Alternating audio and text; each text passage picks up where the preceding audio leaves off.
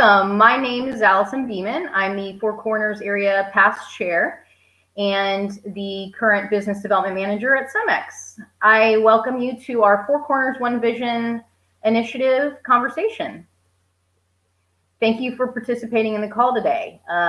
Four Corners is where Lake Orange and Osceola counties meet, and it's one of the fastest growing areas in Florida. This distinct, unique, and easily identifiable place is served by 4 county governments, Polk, Osceola, Orange, and Lake counties, and has 3 transportation planning organizations, 4 school districts, 2 FDOT districts, and 2 water management districts.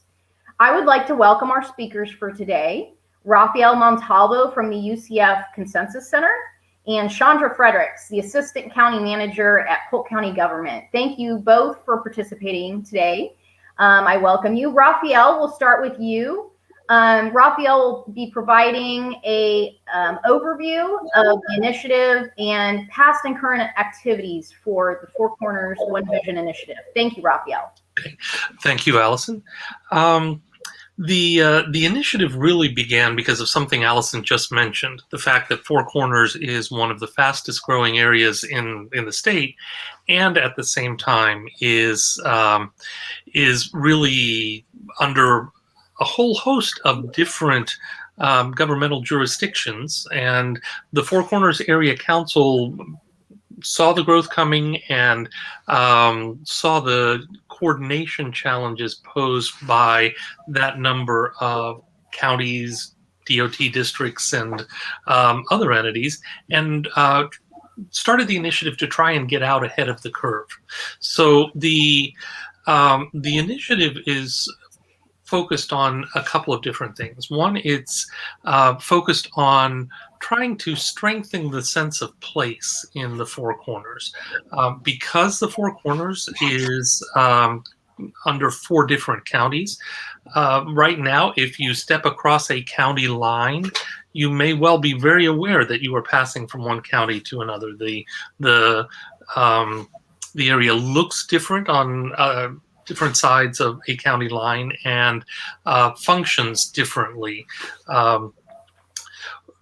in the different counties. So strengthening a sense of place, a visual identity, an ability to work together as a distinct area is one of the overarching purposes of the initiative.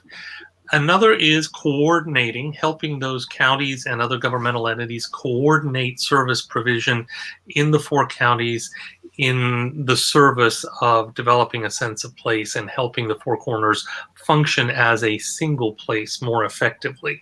My colleague, Tom Kohler, and I, Tom is with GAI, were approached about 2.5 years ago by the Four Corners Area Council to see if we could help in some way doing that.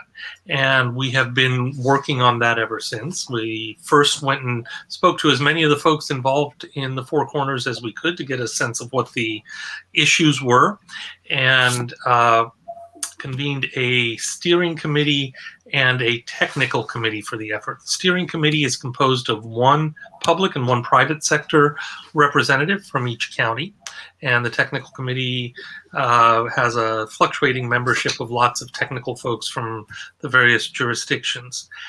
The initiative is funded. This is important to know. It's funded jointly by the 4 counties and the Four Corners Area Council as a true public-private partnership. So the steering committee represents that public-private structure. For the last couple of years, we have been working on 3 issue areas. The first is public realm design, essentially helping development along the West 192 corridor strengthen the sense of common identity. And there are a set of development guidelines in place in Osceola County, and we've been working to help the other 3 counties adopt those so that new development and redevelopment looks consistent along the corridor. That effort has moved along, and we're now at a point where Orange County is implementing those guidelines as part of its development review, and Polk and Osceola are at the front end of the process of putting those through their development review. We've been working on transportation coordination, and we have now developed a common statement of need that's been incorporated in all three of the metropolitan planning organizations that have some jurisdiction over the Four Corners. And we are also facilitating a series of discussions on housing, and particularly workforce housing, that have identified a range of issues and are starting to focus on strategies that the four counties could pursue. So that is the nutshell version. There is a lot more detail behind all of those, but we're actually at the point now where we're beginning to see tangible results from all three of those efforts, and we look forward to further coordination and tackling even more issues as the process goes forward. Thank you so much, Rafael. I very appreciate your input on the initiative and our current activities. Chandra Fredericks, the Assistant County Manager for Polk County, would you please speak to us on how Polk County has been involved in the initiative and how you find that it's been successful for Polk County government? Thank you. Yes, thank you, Allison. It's really been an extraordinary experience for Polk County to be involved in this initiative. When I joined on, the council had been meeting, and there were some really strong working groups that already existed in the areas that Rafael talked about in terms of the land use and public realm design, as well as the transportation initiatives. And then we're also now really getting into the housing conversation. But for Polk County, we have, jumped in and are all on board because, as Rafael said, while it may look different as you go from one jurisdiction to the next, our citizens don't really want to experience a transition when they're going from county to county. And so we understand the importance of what the council is trying to accomplish. For us, the Four Corners area is in the largest sector of growth for Polk. We call it our northeast corner or our northeast area, and it's the fastest growing area of Polk County. So we have a lot of challenges, and I think coordinating with our counterparts is important so that we grow in a systematic and careful manner. For example, the working group on transportation that Rafael referenced, critical. For our counties and our MPO or TPO, which are your metropolitan planning organizations or your transportation planning organization in our case, for us to come together to talk about congestion, evolving road network issues, transit, and better coordination was critical. And so for us to all get together to talk about what our priorities are and how we can support each other was really important. And really the important thing about us all putting it into our long-range transportation plan is we're identifying priorities that we can support each other on. See, we're all pursuing funding to get our projects done. But if there's a project that helps the region or helps the Four Corners area, that's when Polk steps up and supports the project that might be important to Orange or Osceola or Lake, because it also is going to help us. So that's one of the benefits that we see of such a cooperation and coordination.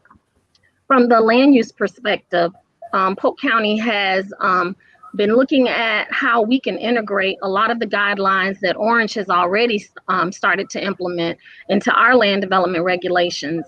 We have a corridor that is commercial in nature. Much of it is developed, but there's great opportunity for redevelopment there. So we want to capitalize on that.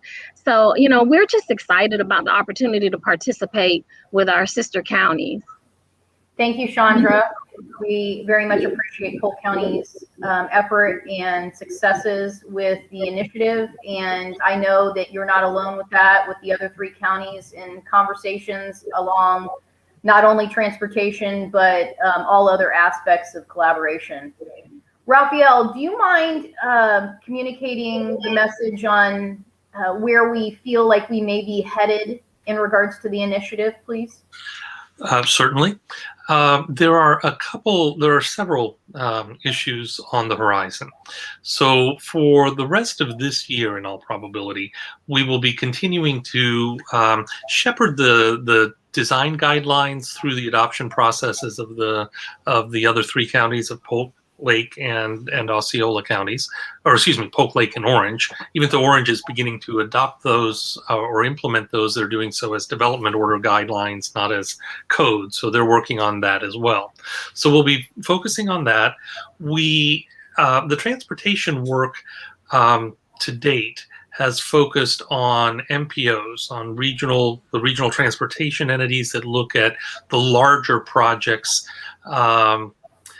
that impact the region.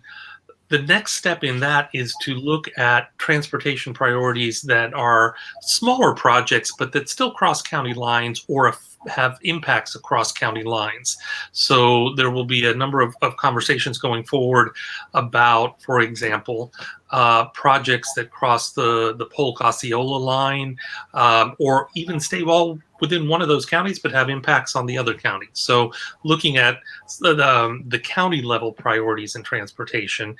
And in housing, we'll be looking at some of the strategies, developing in more detail the strategies that each county might want to pursue to particularly improve the workforce housing situation, although the conversation is broader than just workforce housing. So for the next year, we're deepening in each of those issues. The next set of issues that are on the horizon really involve a more permanent and more robust structure, if you like, for the initiative. This has been, up to this point, I wouldn't call it ad hoc, but we've been really focusing on low-hanging fruit in cooperation with that public-private steering committee. There is a sense that the initiative would benefit from a longer-term structure than that. So we would be exploring that, and there are a number of public services as well. Parks, libraries, some of the at the more arcane level, water management district regulations. There's a whole host of other issues behind the first three that the counties can work on as they go forward, and the initiative can work on as it goes forward. Thank you, Rafael, for those comments about the next steps for One Vision. I appreciate you all participating today in our virtual call with Chandra Fredericks, the Assistant County Manager at Polk County Government, and Rafael Montalvo from the UCF Consensus Center. Both have been integral in future growth of Four Corners One Vision initiative, and I very much appreciate you both being here. I do want to plug an event that we will be having May 6th at Omni Champions Gate. It is the Four Corners Area Summit. We will have each of the county managers from Orange, Osceola, Polk, and Lake speaking at the event, along with other elected officials in attendance.